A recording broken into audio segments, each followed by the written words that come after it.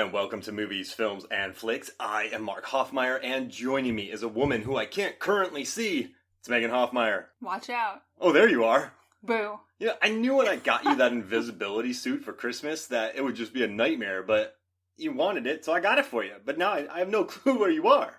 Well, it gives it away if I'm laying on the bed and you just see the depression. But now I can't see it. It's a chair. Hey, let me get a pen out, and I'll give you a quick jab with it so I can see the suit. So you can make me bleed? Like in the invisible... Oh, that's terrible. That's a great way to start. Like Spencer Confidential. Oh, yeah, and The Invisible Man. Yeah. I gotta tell you, in horror movies, pencils have been very popular. Oof. Don't give me flashbacks to Becky. Idle Hands. Oh, Becky, that just recently happened. Evil Dead. So many pencils, Meg. Oh, John Wick 2. What else was it big in? The show we loved, Orphan Black. Remember the pencil in the yeah. eye? There's a Funko Pop of Rachel with a pencil in her eye. Jeez Louise. Weapons. Mm-hmm. I would never do that to you. I can't see you. Pencils are dangerous. I can't even see you right now. I don't even know where you can find a pencil these days. Does your super suit give you super strength? Yeah, it comes and goes. I have to dose up on that super serum first. Go full upgrade? Yeah. I like it. Well, Voices in your head. Well, thank you for joining me. I love this. The Random Awards are always fun. Love watching all the new movies. We've been doing this for a decade now. Seriously? Yeah, I started the Random Awards in 2010 on Movies, Films, and Flicks, the website. Oh, wow. And then on the podcast, we started doing it in 2015. Wow. 10 years. 5 years on the podcast, 10 years in print. Come at me. I remember when we used to be walking in the afternoon and just debating over... Because it only used to be in print on the blog, so we would just be debating over nailing down what the list was going to be. No, I mean, I took it seriously, and this weekend, we went on a massive movie marathon. Yeah, to make sure this... Okay, I feel 2020 has been weird. Yes. A lot of movies have been pushed back. I didn't get Peter Rabbit 2. I'm not getting Fast 9. Oh, man. No Black Widow. Depression. But because of that, we've watched Debs on Hulu, which was amazing. We've watched and there's a lot of streaming movies that we've been catching up on, and just a lot of interesting low-budget horror that I love that's been coming out. So there's been enough to watch at all times this year. Yeah, I just think that now, this year, more than ever, we have a ton of streaming movies, or movies that were released direct to, VOD. I guess, streaming, you would call it, or even Redbox, I suppose, more than ever before. We didn't have that in the past. We had, big blockbusters. Remember we used to say straight to DVD? Tremors 2. No, we used to say straight to VHS. Yep, and then... the old days. Straight to... Oh, man, those were like Tremors 2... Movies like that, straight to VHS. Oh, it's the really bad action movies, the action sequels. Carnosaur. Oh my gosh. Yes. But no, so, all right, you've been with us many times on the podcast of these mid-year random awards. So what we do is we watch all the movies we possibly can, and instead of going Best Actor, Best Picture, and that's totally fine, we come up with really weird ones, like Best Pencil Stab, Best Belly Flop. One of our most popular ones were the best arm grabs, where Captain America does that very aggressive arm grab on Black Widow. Oh, yeah. And then the same year, Shailene Woodley gets arm grabbed. Arm grabs are still a thing. Who is the belly flop? Oh, God.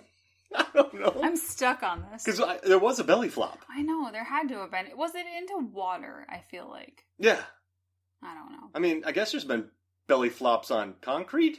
Splat. Ooh, that sounds terrible. That's a belly splat. Oh, gosh, yeah, no. I'm working dark tonight. There was a belly splat in... What movie did we watch recently? There was a belly... I feel like Somebody jumped over a cliff with someone else. Oh! Can we say it? Fantasy Island, there's a big splat. Oh, yeah. Well, we're not saying who. Yeah, you're right. But there's a big splat. Yeah, there is. And there's a blood splat on the ground. And you hear splat. And crack and... What's the best splat noise? I don't want to go there. Ugh. All right. So, I'm going to give you the first pick, Meg. You're getting the first pick. So, ooh. I will give you the first random award of the night. So, start us off good, Meg. Okay. So, the first random award of the night is going to go to... Do you want me to do movie first or award first? Whatever you want. Okay. So, best tattoo. Oh, brother. Goes to Jimmy O. Yang's character, Brax Weaver. He's so funny in this, but And ironically enough, completely off topic, Ryan Hansen's in this movie, and they star together also in Like a Boss, which we watched prepping for this, as male makeup entrepreneurs. Yeah, I guess they're females. Just partners, not necessarily brothers in that, but they are very much, a dynamic duo like they are in Fantasy Island. And at the end of the movie, it's just a fun joke payoff. It's not really any sort of spoiler. It has nothing to do with the plot at all, but he reveals this tattoo, and they've referred to it multiple times as the worst tattoo ever, and it says tattoo. Yeah. A tattoo that, then they call him T earlier in the movie. And he goes, don't say it. And at the end, Michael Pena calls him Tattoo. It's just a nice way to end the movie. It's so random. I know we're spoiling Fantasy Island, but here's the deal. It got an 8% on Rotten Tomatoes. It didn't do well in the box office. It's at 4.8 on IMDb. But this movie, it's 4.9. Funny. It is a weird... It's insane. Yes. I wouldn't mind doing an episode just breaking down the plot, because there was an article that wrote there's way too many plot holes in Fantasy Island. And I remember just thinking, yeah, but those plot holes are what make the movie good. But do they matter? I have never seen a movie so dependent on grenades in my life. It's so enjoyable despite all of that. It's the type of movie that, I don't know, every 10 minutes you're questioning, what is happening? Yeah. But it's so fun in that way. I mean, I don't think we looked away from it at all. We weren't on our phones. We weren't looking at computers. It was just a lot of fun. It's crazy. It keeps you going just until the end, really. There's sort of twists and turns and weirdness and blood and gore and black ooze and all kinds of stuff happening, and grenades and rocket launchers and armies and zombies and widows, and just, you never know what's going to happen. We watched the R-rated version, too. Oh, wait, there's another version? There's a PG-13 uncut. Oh, that wouldn't be nearly as fun. So we watched the director's cut, and it... Where did we pick it up? Did we do that on DVD? Or? Yeah, Redbox. Okay. We Redboxed it. So yeah, I mean, listen, the reviews... Okay, go into this film thinking it's like a fever dream. Go looking for a wild ride. And don't sit there expecting it, like, that wouldn't happen. Like, don't do that. Yeah, don't question It's Fantasy Island. Yeah, it's a fantasy. Think of it that way. It's a magical island where fantasies happen and go horribly wrong. Mm-hmm. And there's rocket launchers. There's lots of rocket launchers. I mean, the world needs more. Well, not the world, our world. But I would say... Needs more bonkers movies. Action cinema needs more rocket launchers. So that fictional characters who I hope don't exist in the real world. I don't want this becoming a Westworld thing. I'm just saying rocket launchers in movies are pure gold. Oh, yeah, no. Mm-hmm. And speaking of rocket launchers, that leads me to my first one. Okay. Do you want to hear it? Yes. It has nothing to do with rocket launchers. What? No, this is terrible because you've been talking for days about how many rocket launchers and grenades you've seen in movies. I was expecting a playthrough here. Well, 2020 is the year of grenades. Yeah. You got, all right, the end of Birds of Prey. Okay. Then you have, let's see, then you have the end of My Spy. Mm-hmm. Then you have the end of Coffee and Kareem. Okay. Then you have Extraction, Fantasy Island. There's more grenades too. I have a whole list of grenades, but there was that grenade in Emma. Oh yeah. Oh wow. And that was crazy. Yeah. That Victorian grenade was crazy. The holy hand grenade. That's from Monty Python. Oh my gosh. But no, there's just so many grenades going on this year. And there's more too. I keep forgetting. Oh, Bloodshot has a very important grenade. Okay, yeah. But there's more. I have a list somewhere. My brain went dead. But I'm going to get to mine. This has nothing to do with it. But I'm going to say best wood piles that form a triangle. There are a lot of triangles. And that's in the movie Gretel and Hansel. Hansel, he's so hot right now. From Oz Perkins, the director of The Black Coat's Daughter, which I absolutely adore. So moody. I love it. But it's isolation and it's beautiful and it's about loneliness. And then you have this Gretel and Hansel with its Hansel.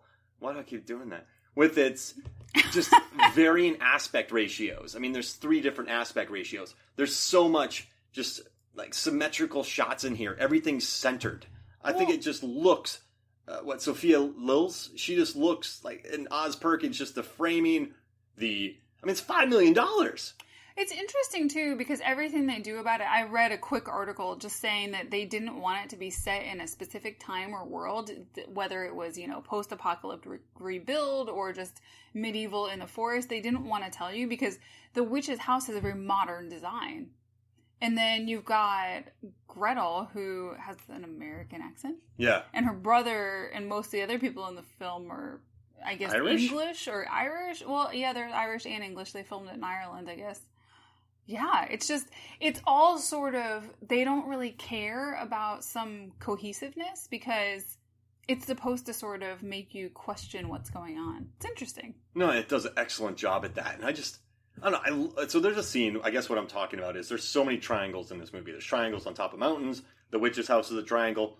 But there's a scene where they're walking in between, I guess, two barns, let's say, for lack of a better word. Okay. And there's a wood pile that is on the right side of them. Oh, and then yeah. they walk through this little muddy area and there's a wood pile to the left. But if you push those two wood piles together, it would be a triangle. Mm-hmm. Yeah, there's I guess technically they are triangles.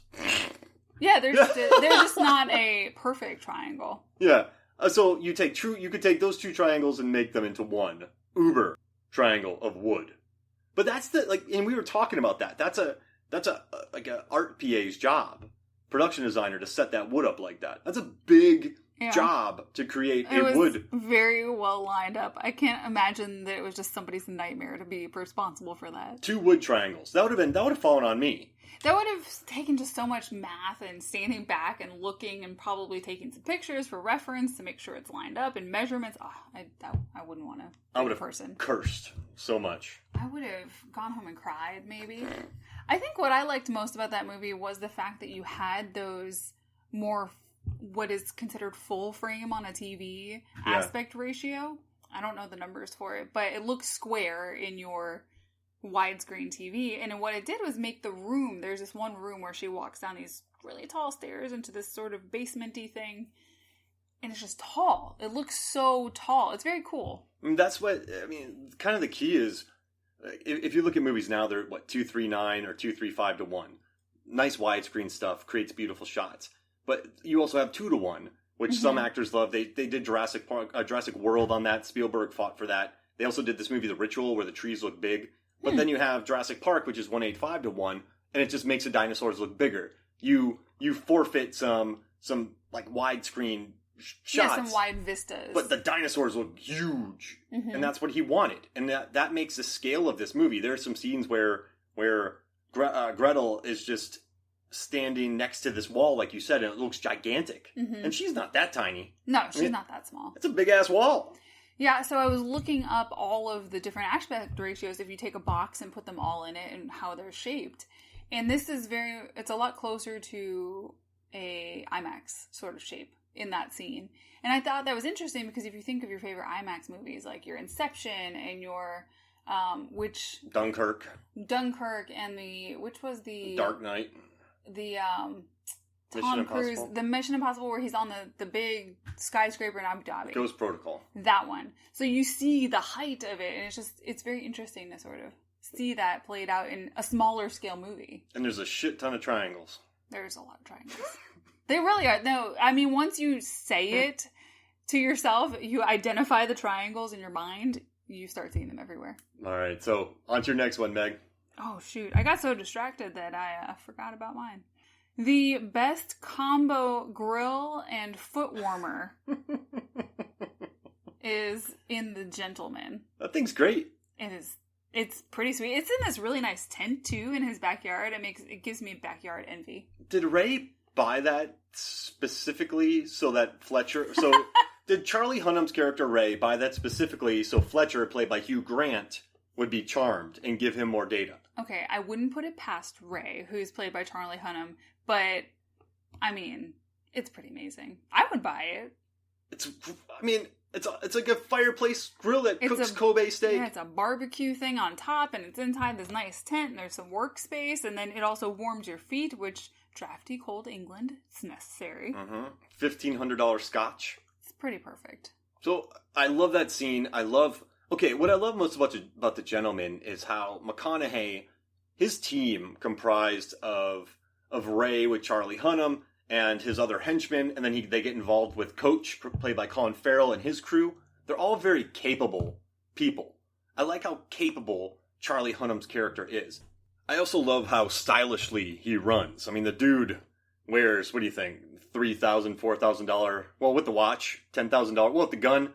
Oh, I mean, he's upwards of like $50K, maybe more than that in his outfit. Yeah, wardrobe every day. $50K outfit, sprinting down local troublemakers. My original idea for this award was to do something how he conceals that massive gun inside his trench coat, but I just couldn't put the words together for it, and I went for the foot warmer grill. I mean, that's a beautiful grill, and the steak that he got on purpose. And it's so well played in the movie. Gentleman is so good. I love how Matthew McConaughey is just scary. He's mean and he's scary, and that's not something you usually see out of Matthew McConaughey. He's a lion. Yeah, he's a fucking king of the jungle. Now, real quick. Yeah, he says that too, doesn't he? Real quick. Top 3 movies of the year so far for you. Let's hear them. Oh, goodness. Okay. All in a row? Or yeah, 1, 2, and 3. Not ranked. I would have to say probably The Gentleman, The Half of It, which is on Netflix, and maybe The Trip to Greece. Well, that's so good. Oh, okay. So I could just do your list, and that's not cool. Which I think you can rent on YouTube now, The Trip to Greece. I don't know that you can get it widely. This movie's so good. We got lucky. Yeah. Yeah. So I gotta say, all right. I'll go Gentleman. Well, I gotta go with my heart. Half of It, and either Bloodshot or The Trip to Greece.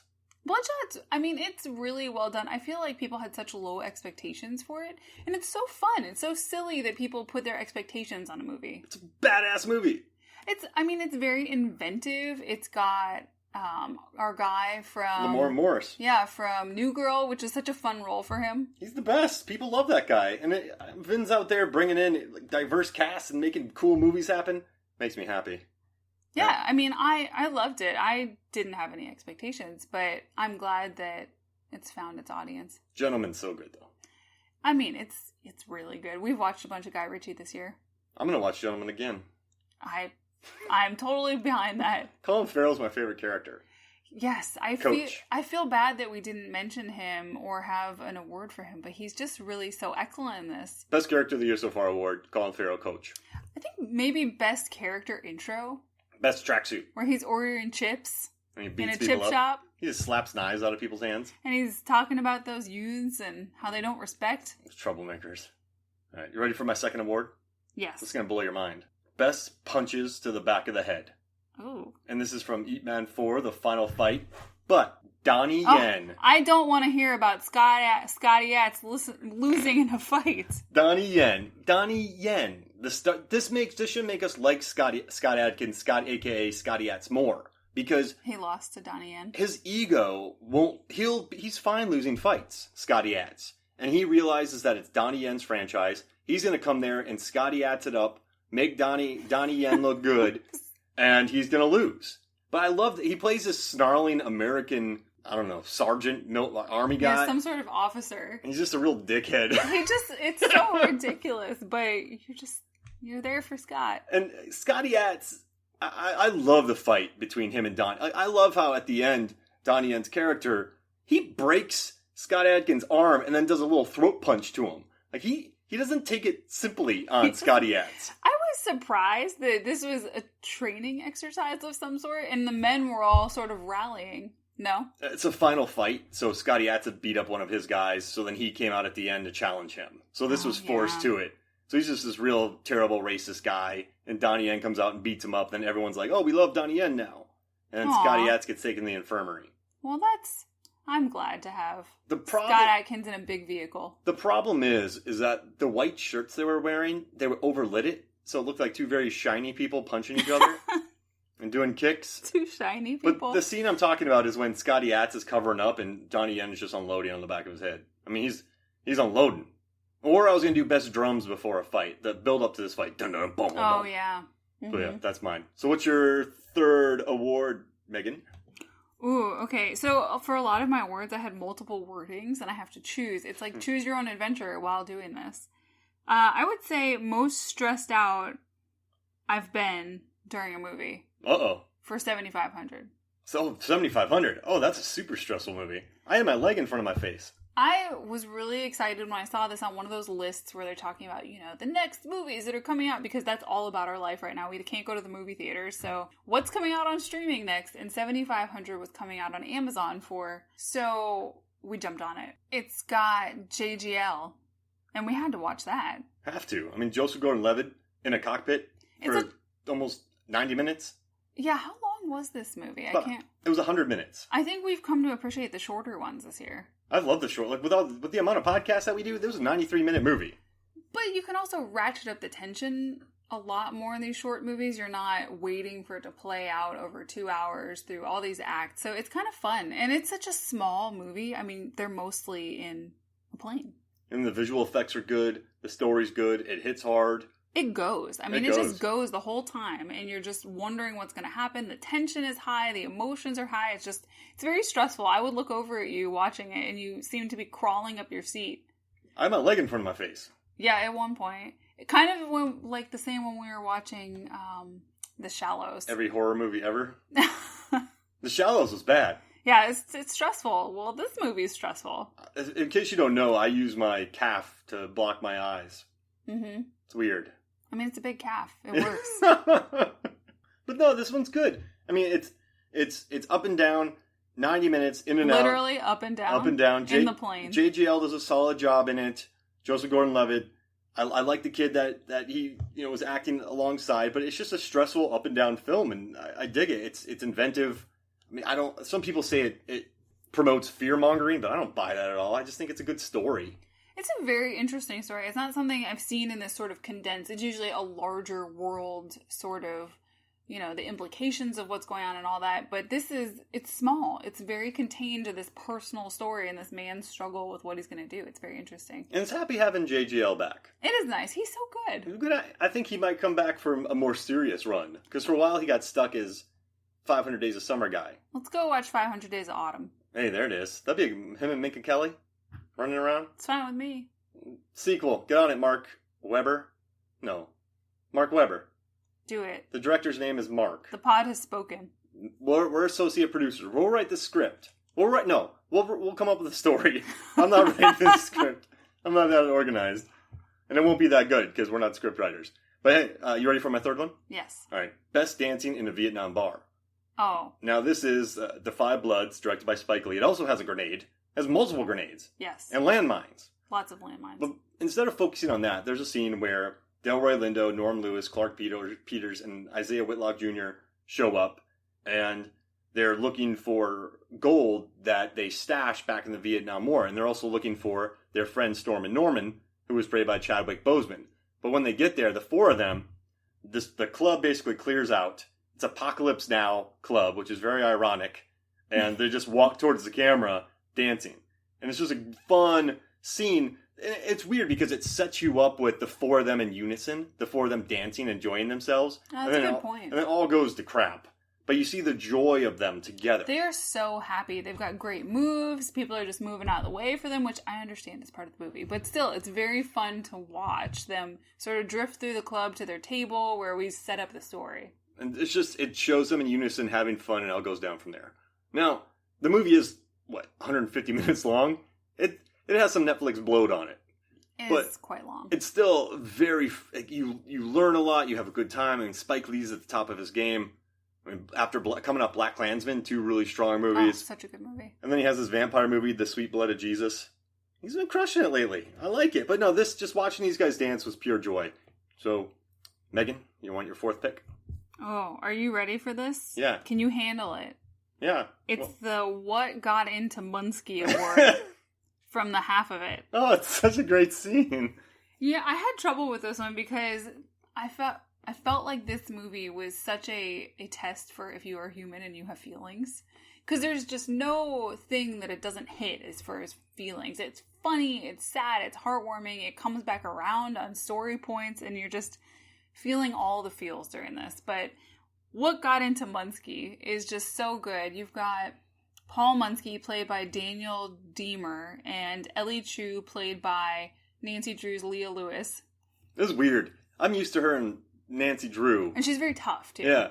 She's just tough, and she's sort of acerbic in her speech, and she's always fighting. She has a soft side, but This is a completely different character for her. A couple of high schoolers just trying to figure out who they are and what they believe. And he creates she needs money, and he creates a friendship with her based on trying to write love letters to a girl that he's into. Aster.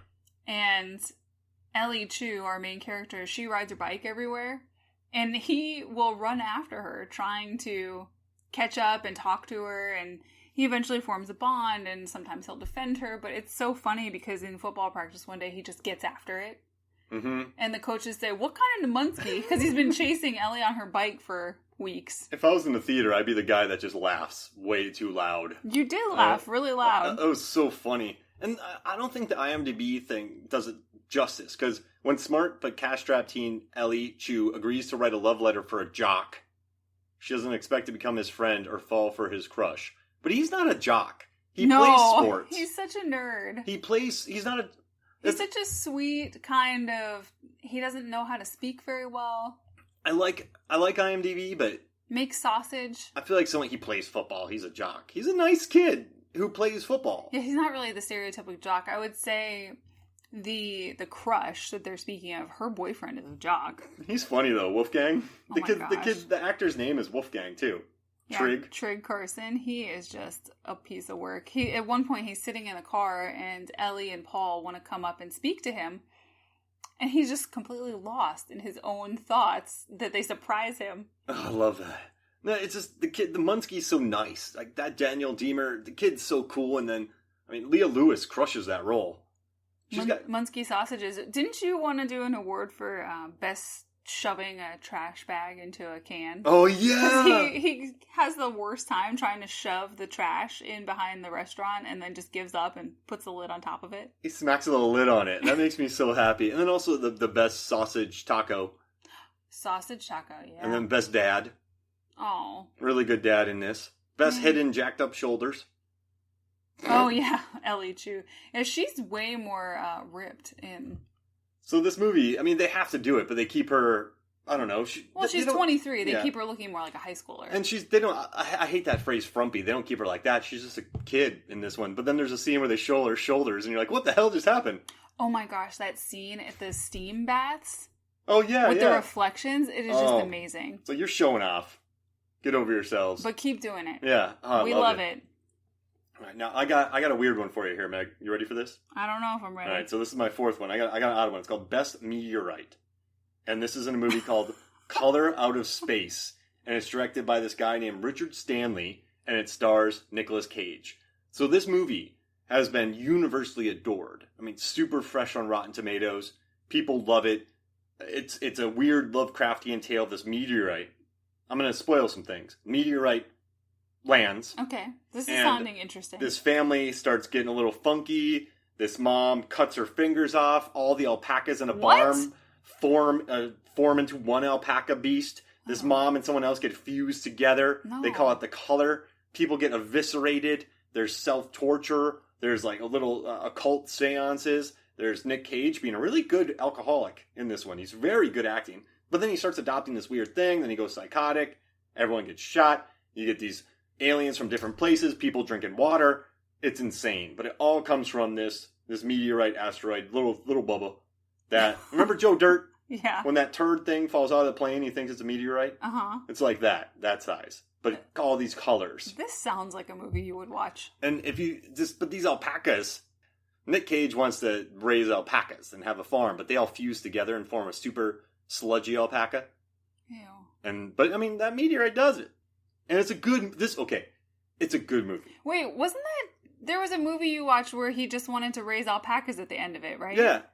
That was this one. No, it was an action movie that you and my dad watched. There's another, oh my gosh. Right? And then he got the with farm at the end. With Jackie Chan and Johnny Knoxville. That's a beautiful little film. I love that movie. Rennie Harlan directed. It's on Netflix. Johnny Knoxville, cute. Jackie Chan. It's adorable. It was funny. The set pieces are funny. But yeah, so you have alpacas in that, you have alpacas in this, but the alpacas in Skip Trace don't form together and get murdered by Nick Cage. That's probably good. I think that would be off-putting for the audience. It's gross. And it's amazing. John Levengood of this podcast loves that movie, and we're going to cover it on the podcast. He requested it. Oh, good. I'm very excited. It's not me. All right, so how about this? Let's take a quick break, and when we come back, we'll do the second half of our awards. How's that sound? Yeah. All right, we'll be right back. Welcome back to Movies, Films, and Flicks. And before you and I get into our awards, Megan, I reached out to the MFF podcast contributors. Uh-oh. And they gave me some of their random awards that they want me to read out. Okay. So I'm going to do this. So we have a few from David Cross. We have one called Best Inanimate Character of the Year, and that is the teddy bear from Underwater. That was funny. I mean, that was a good bit. I love TJ Miller. TJ Miller. I know he's offensive, but he was very funny in this. I want him to, he went away for a while. I want him to come back. And every time you've got a character that has a cute little stuffed animal, it just sort of endears you to them, or at least me, because I love stuffed animals. And we got a lot of underwaters here, so I'm going to get through these. And then we have Best Skiing. Are you underwater in underwater? I'm drowning. Worlds? I'm drowning in underwater things. You're deep. Cthulhu's grabbing me down. All right. So I have Best Skiing Impersonation, and this is from David Cross, and it's from Sonic the Hedgehog.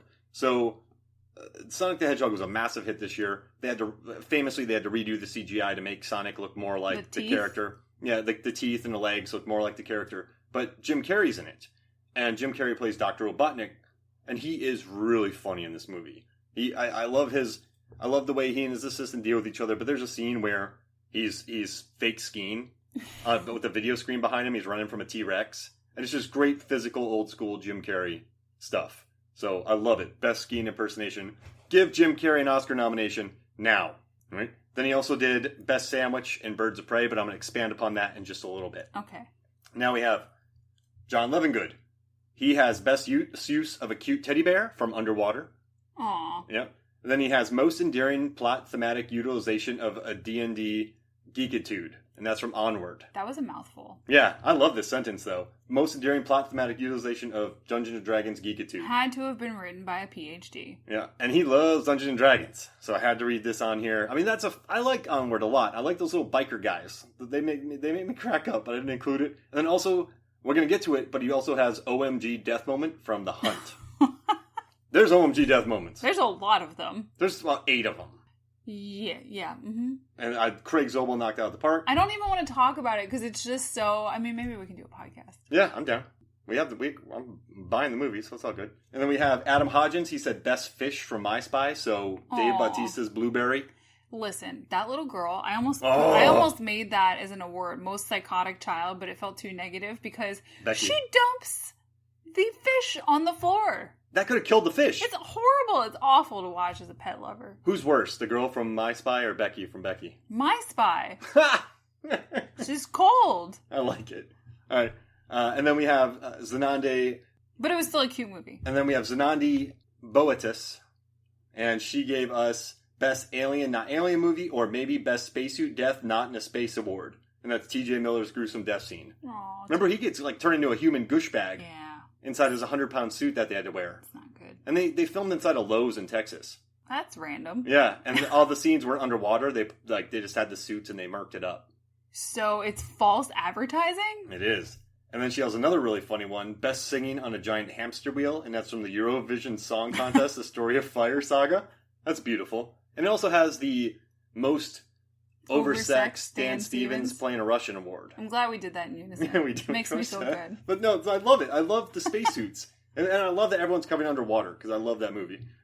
And then we have, we have Norbert Morvan. He just gave us most outstanding usage of Cthulhu, and that's from Underwater, the creature at the end. That was awesome. He's big. Remember when we watched it, and I just went, I didn't know Norbert was a fan of Cthulhu, but I just went, Levengood's going to love Cthulhu. Mm-hmm. I texted him immediately, John, watch this. John loves Cthulhu. I hate saying Cthulhu. Yeah, it's a really weird word to pronounce or even try to spell. All right, then we have Johnny Numb, and he had Best Arbitrary Abstract Structure in a Snowy Wasteland. What?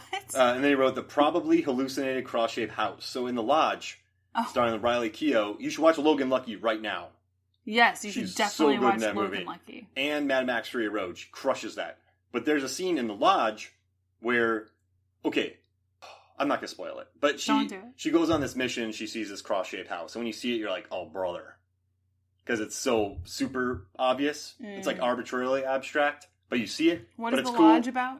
I don't know. No, you don't want to go there? All right. All right, and then we have Birds of Prey, and he has best use of a breakfast sandwich as a plot catalyst. So there's this egg and cheese sandwich that Harley Quinn wants to eat, and she doesn't get to because she gets attacked. But they build it up as this beautifully tasty sandwich with very old cheese, and it's kind of disgusting. But when you look at it, it sounds amazing. So I love that. And then he has The Invisible Man, and Johnny and I, we did a podcast about this movie called Drag Across Concrete, and it's one of our biggest listens. That is the most visceral name for a movie. It's just disturbing. Bone Tomahawk, Drag Across Concrete. No, Drag Across Concrete is much worse than Bone Tomahawk. Yeah, and then he has a movie called Brawl in Cell Block 99. That's very literal. It's a literal title, and I like it. But he put the Drag Across Concrete Award for Best Character to Resemble an Amphibian. And the Invisible Man, with his suit, he looks like an amphibian. Yeah, kind of. And in Drag Across Concrete, these thieves look like amphibians. I love it. Thank you, Johnny Num. And last but not least, John Levingood.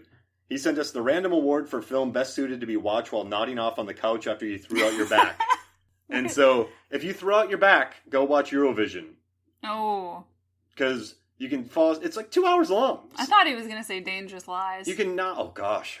Brother, we watched Dangerous Lies on Netflix. I thought it was going to be a Knives Out knockoff, and it wasn't. It was bad. I mean, I guess they did fulfill their promises. The lies ended up being dangerous. The lies were very dangerous. For them. But it... Not good. No. We had to fast forward through the last Jigga's in it. 20 minutes. Jamie Chung. Hey, spoiler though, you can watch this movie on fast forward and totally get what's happening. Do the last 10 minutes. Easy. Yeah. First 10 minutes, last 10 minutes. There you go. Piece of cake. And then, so that's it. We got our awards right here. So thank you everyone for sending these in. I love these fights. Megan, you mind if I go first here? Do it. All right. So. Hit me. I'm going to do best reusing of a shot from Upgrade. But it's okay. Because Lee Wannell, the director of Upgrade and The Invisible Man, can reuse whatever he wants. Because Del Toro does it. Spielberg does it. J.J. Abrams does it. So why can't Lee do it? Lee Wannell. Amazing. He knows what he's doing. During the hallway massacre in The Invisible Man, there's a shot that's very reminiscent of the kitchen fight in Upgrade. And I showed you the kitchen fight. Yes. All right. Aside from the face... It was good until the very end. The face got cut in half. Yeah, that was gross. Isn't Logan Marshall Green so good in that? Although Becky had just an equally gross shot at the end, so... So much blood. Although the head. Yeah, the head. Oh gosh, yeah. Nasty. So, I just really... I mean, this movie was a smash hit. It had a tiny budget. We're talking $10 million. Mm-hmm. And this dude, Lee knows how to make... Upgrade. Yeah. No. Invisible Man. Oh, really? Tiny budget. Oh, that's weird. Tiny budgeted film. Wait, hold up. Let me look this up real quick. The Invisible Man budget. Typing. Yada, yada, yada. $7 million. That's weird. And that movie looks beautiful. Yeah, you never would guess. Fine. You would... For $7 million... Well, I mean, it doesn't look bad. It looks like a movie. For $7 million, it looks like a $20 million Yeah, movie. it looks like a big movie that we see on the big screen. It just... It doesn't look like a TV movie. Blows me away. I mean, The Invisible Man does keep the budget down. I mean, it's smart, right? True. We need a villain, and we don't have any money. Make him invisible. $7 million looks great, but it made me think, any movie that makes me think of Upgrade, I'm cool with. Hey, and the set design was pretty sweet too. I mean, considering $7 million, they stretched their money. Sometimes a movie will stretch its budget, and it looks like it stretches its budget. This movie didn't stretch its budget, and it does... Okay, like there's been movies that have $10 million budgets and they want to make a massive world and you're like, ooh.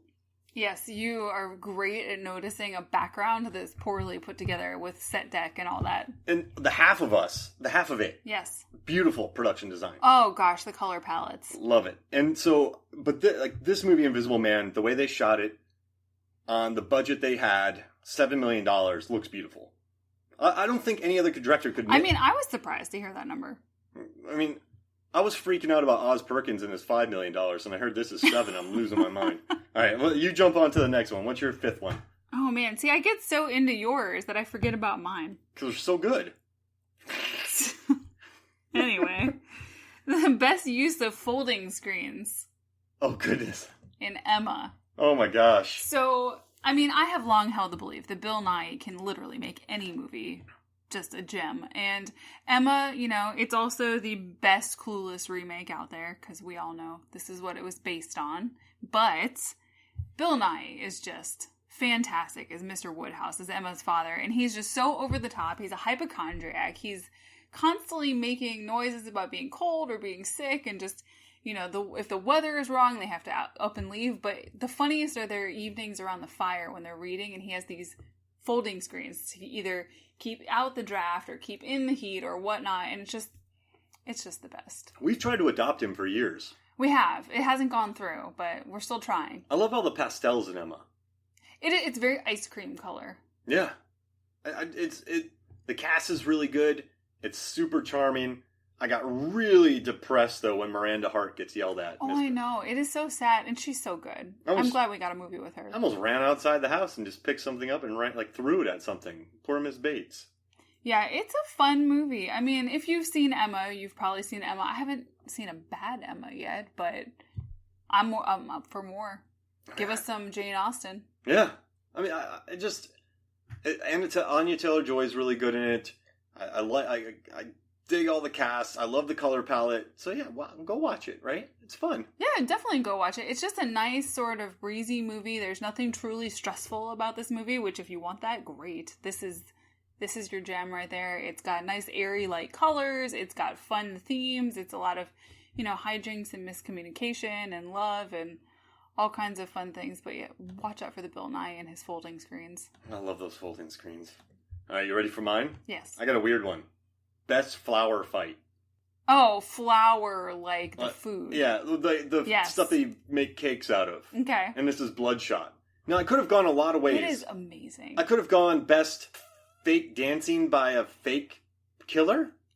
Yeah. When Toby Kebbell's dancing as Psycho Killer Cascase. Or Lamar Morris, best guy in the van. Yeah. Oh, guy in the van, nice. Or most gratuitous swimming scene of 2020. Or best sweater vest villain.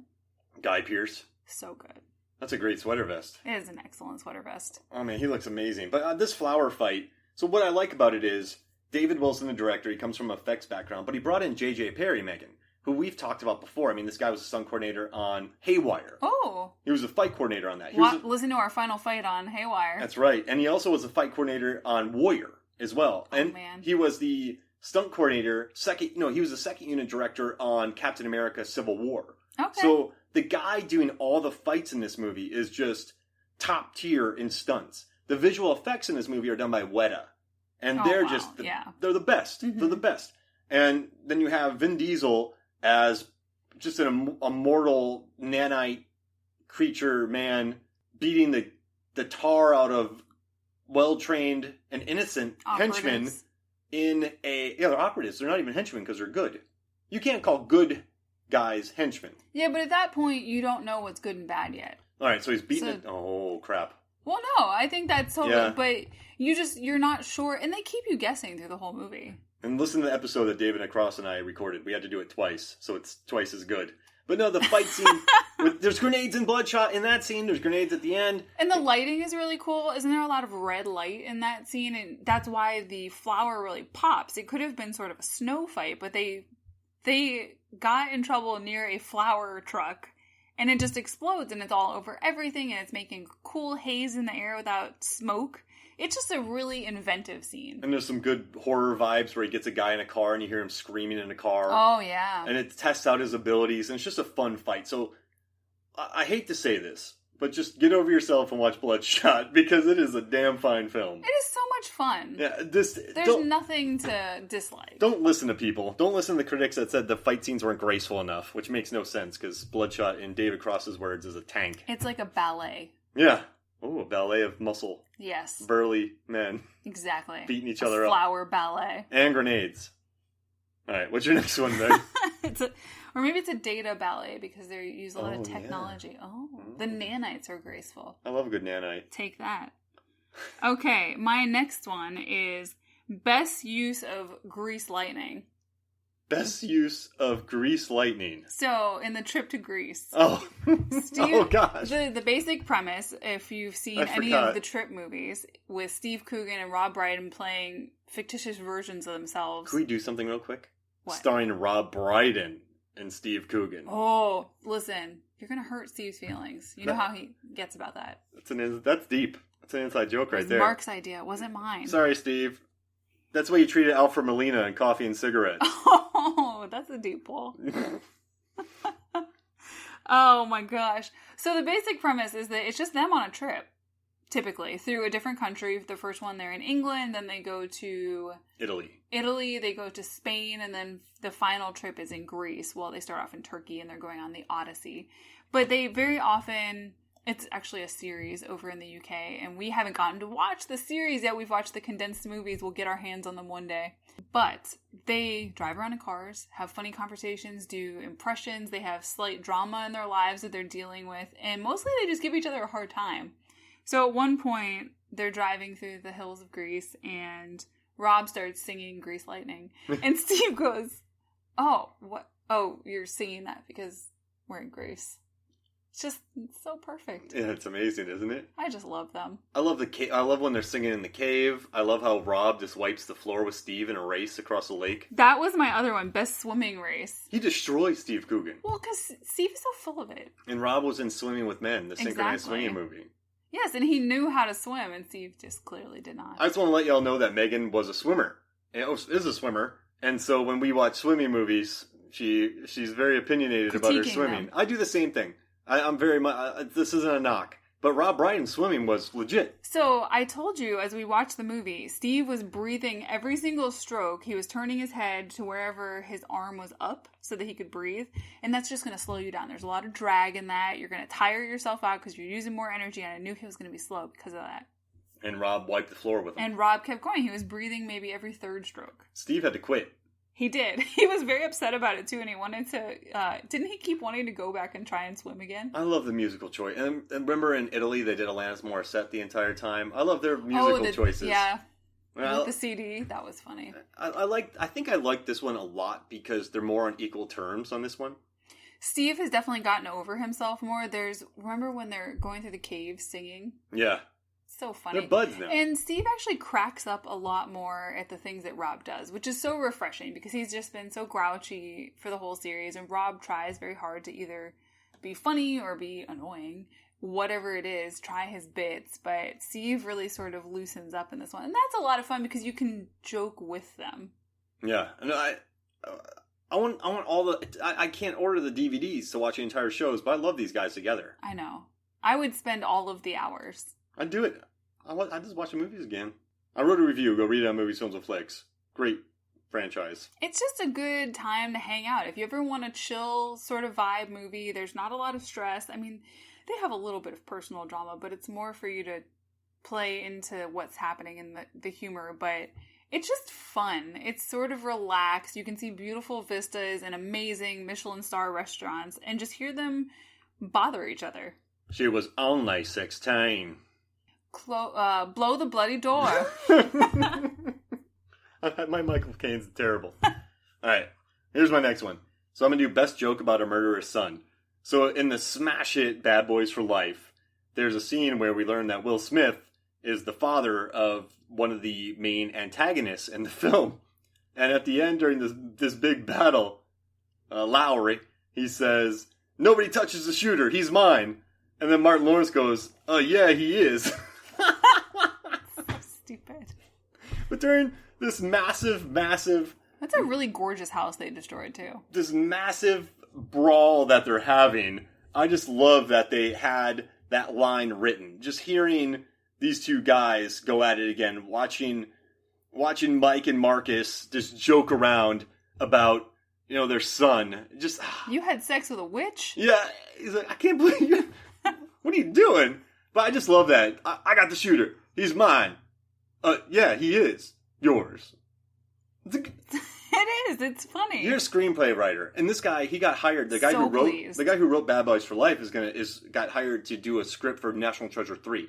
What? Yeah, I just love that line. Who's Nicolas Cage's son going to be? Oh my gosh. Who's going to be Benjamin Gates? I don't know. I don't want them to go to the Mummy territory. The Mummy Returns. Let's hope not. No, but I love that line. "I got the shooter. He's mine." Yeah, he is. That's funny. Would you retire on that line? Yes, I'd quit. If I wrote Bad Boys for Life and it made $300+ million R-rated movie, I'd be like, "Peace out, guys. Just drop your pen and walk out. Give me a plaque. I'll see you later." Mail me the checks. Because I created the new characters that are going to be in the next one, so I'm going to keep getting paid. I'll do the story for the next one, and then I'm retired. I mean, that would make a lot of bank. All right, what's your next award? My next award is Best Prison Library Fight from Spencer Confidential, starring Mark Wahlberg, directed by Peter Berg. Also starring Winston Duke, though he's not in the prison library scene. And Bokeem Woodbine. And Alan Arkin. And dude's awesome. Ilsa Schlesinger. If you watch her comedy specials, she's hilarious. But that's a good prison scene. Oh, and who else is in that prison scene? Cowboy Cerrone. MMA fighter. And also...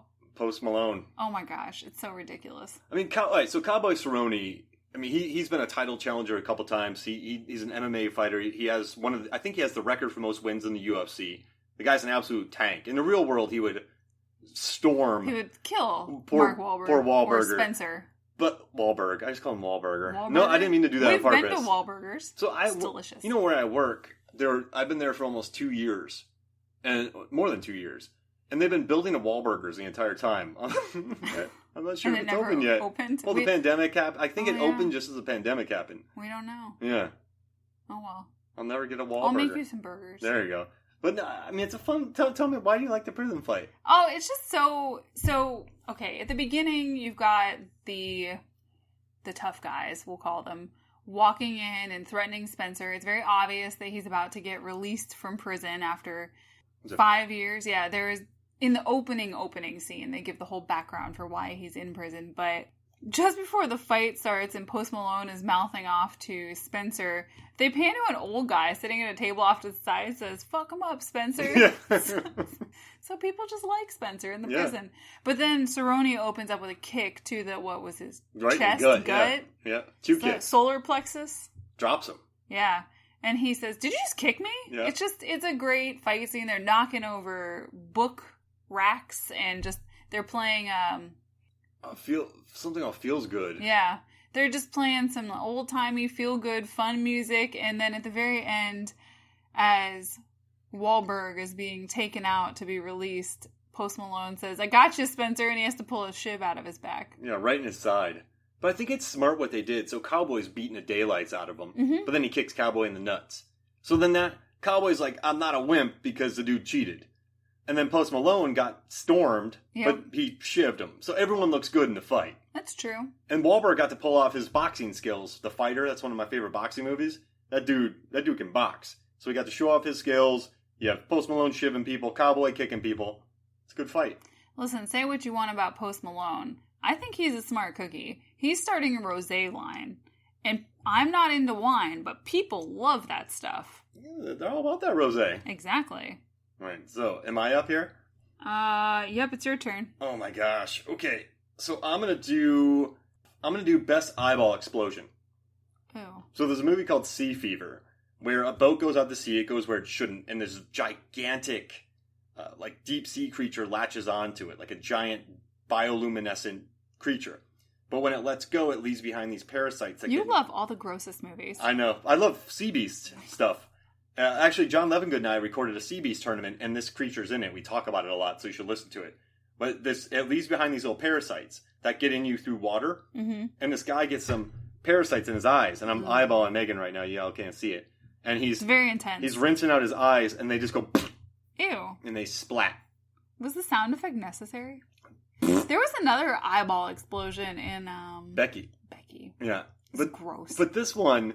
His eyes just explode because of the parasites. And it's just gigantic sea beast. So watch Sea Fever. The director, Nisa Hardiman, she's really great. Low budget movie. Excellent actors. Irish film. Really wonderful cinematography and a sea beast for the ages. And eyeballs exploding. Blech. I love it. All right, is this your last one?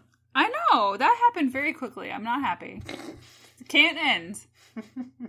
I demand a bonus round. Okay, let's do it. Okay, I have to do my last one first. So, Badass Lady Award goes to... it's from Extraction, which was released on... What was it, Netflix? Yep, Netflix. And we had... So, Sam Hargrave directed Extraction, released on Netflix, and you've got, the man, Thor himself, starring as... He has the most white commando guy name ever. It's...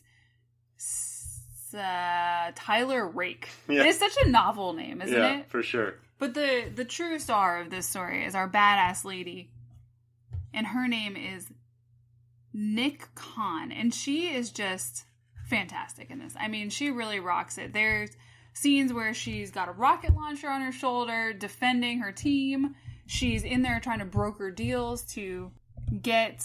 She's a badass. She's awesome. One, she looks great, but that's besides the point. She can do this job and look great. But she's got a rocket launcher on her shoulder. She's defending her team.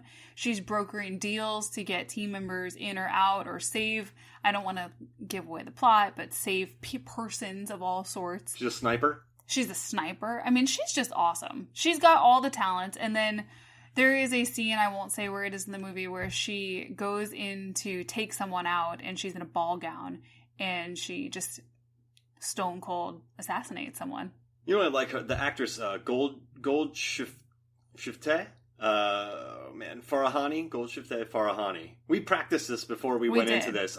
We pulled up things and we looked into this. But the actress, she's excellent in this movie Patterson, that was directed by Jim Jarmusch, where she's this very earthy, very artistic, very artsy, sort of eclectic. Earth mother. Like yeah, earthy, she's sort of earthy. Yeah, she wants to be guided by her creativity in life. So she's just this really cool artistic character. In this one, she's blowing up people with rocket launchers. She's a badass. There's so many rocket launchers and grenades in this movie. She's just so skilled, and it's not often that you get to see women that take such a feature in that, especially in a very obvious Chris Hemsworth vehicle. And he's so hungover that he can somehow kill people and not drink water, which is incredibly annoying. And she's the hero of this movie, not the sweaty guy. Well, she's the one behind the scenes brokering the deals. She's in and out of the, everything. She's in all of the pieces of this movie. It's just they sort of put his face out front. Just ignore him. And then watch her. Watch it for her. Yeah. Watch Neat Khan. She's awesome. She's cool. And watch Patterson, too. Yeah, watch Patterson. I mean, watch all of the Jim Jarmusch, really. I mean, they're streaming. It's on Amazon Prime, and then it's on Netflix. You can do a double feature of her. Watch The Dead Don't Die. Oh, yeah. Listen to our podcast. And then watch Only Lovers Left Alive. Oh, yes, definitely watch Only Lovers Left Alive. All right, so Gold Shifteh Farahani. Yep. All right. I felt bad. We practiced. Yeah, I know. We listened to multiple pronunciations. You did better than me. I feel terrible. All right. So, we're going to a bonus round? Oh my gosh, are we both done with our awards? Yeah, I did. Okay. I have wood piles, punches, dancing, flower, meteorite, Hulk, stab, joke about a murderous son. I have sea fever. Oh yeah, I'm there. This is so eclectic. Love the random awards. I'm going to throw one in real quick before I get to my bonus one. What? So, in the movie VFW, directed by Joe Begos, there's a head squish where a guy's head gets squished against a door. And I mean, it gets caved in. Caved in. Smushed. SMOOSHED. Smooshed against a very heavy door. Gross. You ready for my bonus? I am. Hit me. I'm going TV. Okay. I'm going HBO. Yes. I'm going Avenue 5. Oh my gosh, I love Avenue 5. Okay. I wanted to do best literal ring of crap. But I'm not doing that. I'm going to do best visual effects. Because oh my gosh, that scene. Avenue 5 is just a brilliant film created by the guy who did In the Loop, Veep, Death of Stalin, and it's so just good. New movie coming out, right? Didn't they just announce a new movie? The dude is infinitely talented, and I love the same crew that he keeps using. But there's a film where this space cruise gets off target. They have to go an extra 5 years, yada yada. And these people end up saying, it's a simulation, this isn't real. Oh yeah, because they want off the ship, and they somehow convince themselves that they're not in actual space, and they can leave the ship. And there's a woman who works in the film industry who she's convinced that it's visual effects, VFX. And so she says, I worked in the industry, it's VFX. And so people run in there and just immediately freeze and die. Yeah, they all hold hands and just get jettisoned out the airlock like and a then bunch of dummies. More people go in and they freeze and die. Well, and she's not even fully committed to her statement. And at the end, the second time, she's like, it still could be VFX. And at the end, she goes, yeah, I think I was wrong. So she led all these people to go in there because it was VFX, because she worked on many film sets. It's just such a funny show. I've been rewatching it, and just so they've commercialized travel like cruise ships in space, and this is Avenue 5, so we're led to believe it's the 5th sailing, and it's run by a sort of Elon Muskish Josh Gad, who's just kind of insane. His assistant Ivy is hilarious. Oh, it's so good. You've got your captain is Hugh Laurie. Such a good show. It's just, there's so many random twists, and it's basically anything that could go wrong.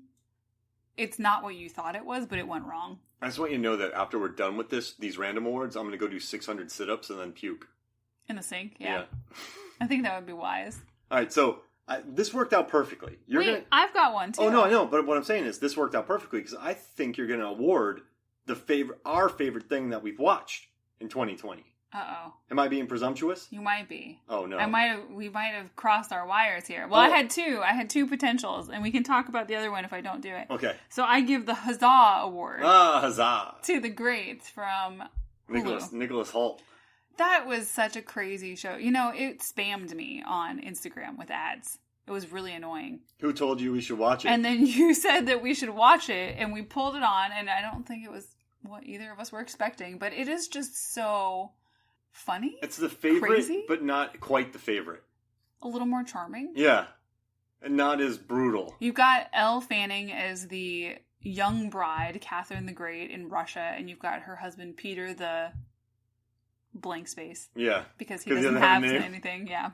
And he's just cruel and immature, and it's crazy because it's Russia in the 1700s, and it's just insane. People getting killed and decapitated. Oh, so many things. But the way Nicholas Hoult says, huzzah. Huzzah. He's such a cruel, murderous man, but he's so earnest and innocent sometimes. It's weird. Yeah, he believes in everything he's doing. His parents were horrible to him. Oh, man, they were bad. And indeed, husband. Indeed. Oh, I love that show. Elle Fanning, she's always been great. Neon Demon, that's a beautiful film. But this one, she was the full... She owns it, for sure. Dramatic, funny. I mean, Nicholas Hoult has really taken to these period roles, and I think he does a great job, and he's very funny, and he's so much more than we had when he was younger, but she does so good. She shines. Yeah, she's really good. It's good. Really, multi-layered. Go watch it. It's so good. It's so good. Indeed. Huzzah. Huzzah. Now, I thought you might bring up... We can't say anything about this show.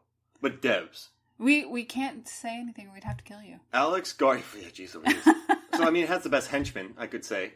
But Alex Garland's film, or short series... Yeah, it's a limited series, I think. I know it was... FX for Hulu. It is unbelievable. It's like... It takes you down this rabbit hole, sort of deeper and deeper every episode. And I don't want to say anything about it. No. But... Well, if you like technology... Yeah. And theories and just crazy sci-fi stuff.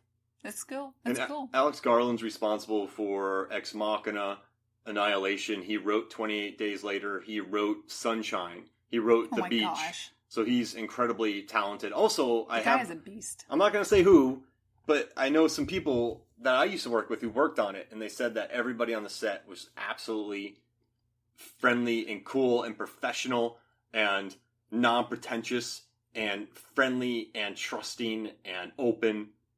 And I heard it was a beautiful place to work. Don't read anything about it before don't do it. Just resist. And watch it. But this was fun. I had a good time. Mid-year, already done. Can you believe it? All right. So we've talked about our favorite movies. I think we're good. What do you think is going to happen in the next half of the year? Oof. Are we going to get to see Tenet? Movies are going to keep getting delayed. Don't say that. Don't crush my hopes. Well, I just want Peter Rabbit, too. I just want Tenet. I just want to watch The Gentleman again. I just want to watch Ex Machina right now. Let's go. Oh, all right, cool. Well, hey, so thank you for joining me, Megan, for the 10th. Well, all right, so this is the 5th podcast edition, and it's the 10th year doing it. So thank you for joining me. Well, thanks for letting me come in here and be crazy and weird with you. All right, so for me, Mark Hoffmeyer, and for Megan, I can't see you, Hoffmeyer. This is Movies, Films, and Flicks. We'll see you next week. Boo.